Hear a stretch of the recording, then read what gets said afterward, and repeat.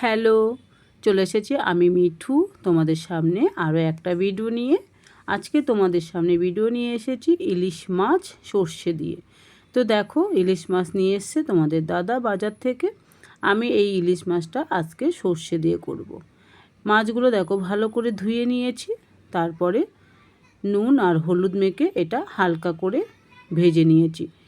কাঁচা ইলিশ মাছটাও কিন্তু সর্ষে দিয়ে খুবই ভালো লাগে, কিন্তু আমি আজকে হালকা করে একটু ভেজে নিয়েছি।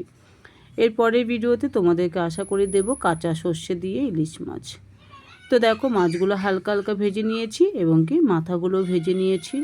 এরপরে যেটা করলাম সেটা হচ্ছে সর্ষেটা বেটে নিয়েছি আর দুটো কাঁচা লঙ্কা দিয়ে ভালো করে সর্ষেটা বেটে তারপর সর্ষেটা কিন্তু আমি ছাঁকনিতে করে ছেঁকে ওপরে যে কালো ছাবাটা খোসাটা ওটাকে কিন্তু ফেলে দিয়েছি, কারণ আমার মা বলে ইলিশ মাছে সর্ষেটা যদি এইভাবে ছাবড়াগুলো দিলে কিন্তু ভালো লাগে না, খোসা বলো যেটাকে, তো ওটাকে দিতে ভালো লাগে না। তার জন্য আমি কিন্তু ওটাকে ভালো করে একটু ছাঁকনি করে ছেঁকে নিয়েছি।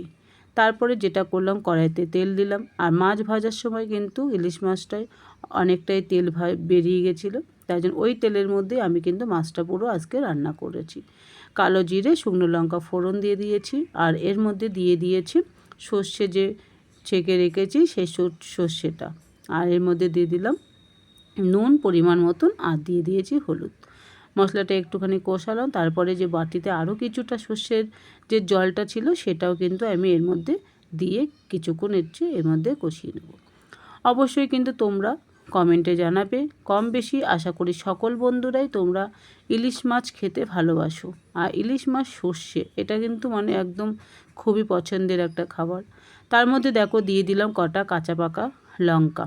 আর এবার এর মধ্যে ভালো করে মশলাটা যখন কষানো হলো এর মধ্যে এবার দিয়ে দিলাম পরিমাণ মতো জল। তো জলটা দিয়ে কিছুক্ষণ নাড়াচাড়া করলাম। আর এটা যেহেতু সর্ষে দিয়ে করব, আর সর্ষের জলটা একটু পাতলাই হবে, এটা বেশি একটা ঘন কিন্তু এটা হবে না। ভালো করে দেখো ঝোলটা যখন ফুটে যাবে এবার এর মধ্যে আমি দিয়ে দিলাম ভেজে রাখা মাছগুলো। দুর্দান্ত লাগে। অবশ্যই কিন্তু তোমরা কমেন্টের বক্সে জানাবে কে কে ইলিশ মাছ খেতে ভালোবাসো। আশা করি প্রত্যেকটা বন্ধুই আমরা কম বেশি সবাই খেতে ভালোবাসি। তো দেখো মাছটা আমার দেওয়া হয়ে গেল, এরপর আমি এটা মাছটাকে নামিয়ে নিলাম।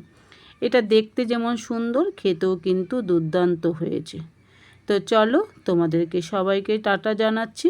আজকের ভিডিওটা শেষ করছি, দেখা হচ্ছে তোমাদের সাথে আবার পরের ভিডিওতে।